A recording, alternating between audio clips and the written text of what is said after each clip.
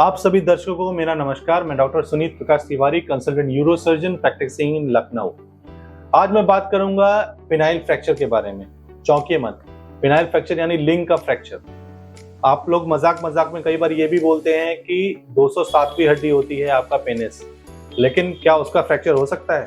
मैं कहूंगा बिल्कुल हो सकता है। तो आज हम बात करेंगे इस इंटरेस्टिंग वीडियो के बारे में, interesting but dangerous video, because इसके बारे में जो भी इंफॉर्मेशन है कि ये पिनाइल फ्रैक्चर होता क्यों है और इसके ट्रीटमेंट क्या है, इसका इमरजेंसी में कराना इलाज या कैसे इलाज कराना है, ये सारी चीजें आपको इस वीडियो में पता चलेंगी। और अंत तक इस वीडियो को जरूर देखिए। और अगर आपने अभी तक सब्सक्राइब नहीं किया चैनल तो please subscribe my channel also. चलिए स्टार्ट करते हैं वीडियो।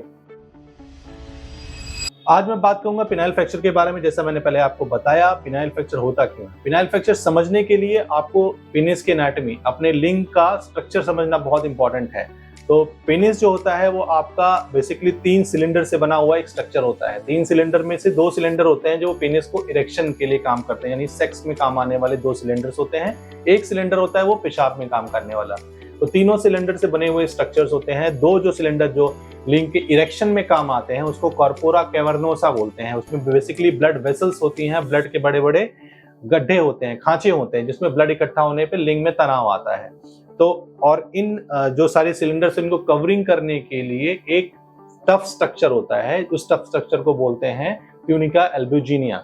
एक टफ स्ट्रक्चर के बाद ट्यूनिका एल्ब्यूजिनिया, इस फ्रैक्चर में क्या होता है कि ट्यूनिका एल्ब्यूजिनिया कभी कभी ऐसे मुड़ जाती है। जो पेनिस मुड़ता है अचानक से ट्रॉमा की वजह से, तो वो ट्यूनिका एल्ब्यूजिनिया पॉप करके फट जाती है और इसी को पिनाइल फ्रैक्चर बोलते हैं। चलिए अब अगला क्वेश्चन ये आता है कि पिनाइल फ्रैक्चर हो गया, ये कैसे पता चल जाता है।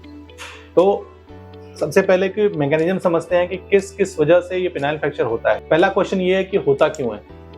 तो मैकेनिज्म क्या है पिनाइल फ्रैक्चर का। पिनाइल फ्रैक्चर सबसे पहले रिगरस सेक्स की वजह से होता है, यानी कि जब आप बहुत हार्डकोर सेक्स करना चाहते हैं या फिर आप उतना ध्यान नहीं दे रहे हैं और आपका जो इरेक्टेड लिंग है, आपका इरेक्टेड पेनिस है, वो फीमेल के बोन से टकरा जाता है और बोन से टकराने की वजह से उसमें ऐसे बकलिंग हो जाती है, वो ऐसे मुड़ जाता है।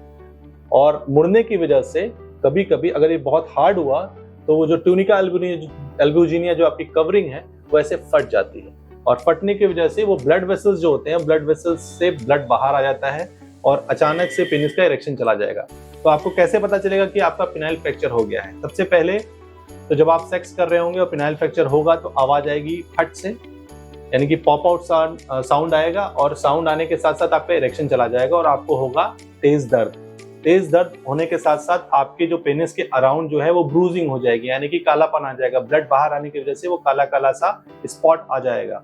इसके साथ साथ कभी कभी आपको, अगर आपका यूरेथ्रा भी इन्वॉल्व हो गया, यानी पेशाब की सिलेंडर भी इन्वॉल्व हो गया, तो उसमें से ब्लड भी आ सकता है।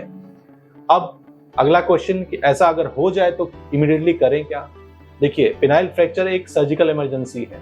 24 घंटे के अंदर इसका इलाज अगर नहीं होगा तो आपको परमानेंट इरेक्टाइल डिसफंक्शन यानी कि नपुंसकता हो सकती है। तो इस चीज को बिल्कुल भी इग्नोर नहीं करना चाहिए। तुरंत इमरजेंसी में आपको एक न्यूरोसर्जन से मिलना है। और फिर इसके आते हैं इसके ट्रीटमेंट ऑप्शन के बारे में।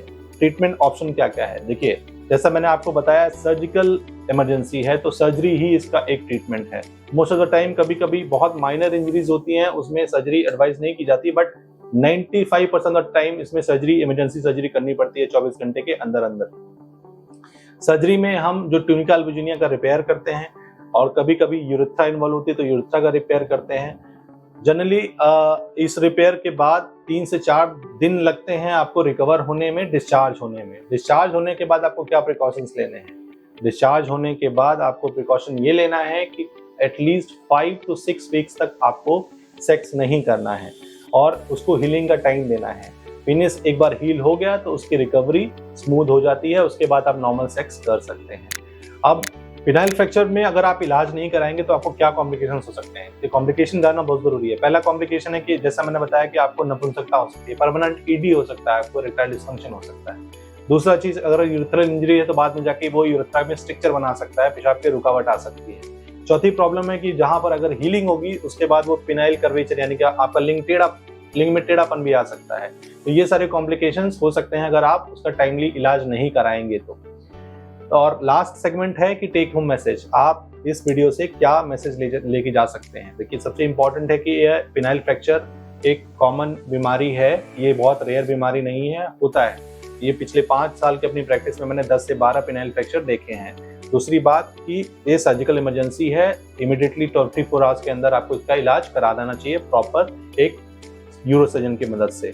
तीसरा इंपॉर्टेंट मैसेज ये है कि अभी तक आपने अगर चैनल सब्सक्राइब नहीं किया है, please subscribe my channel and share this video to near and dear ones. तब तक के लिए doctor Sunit Tiwari signing of.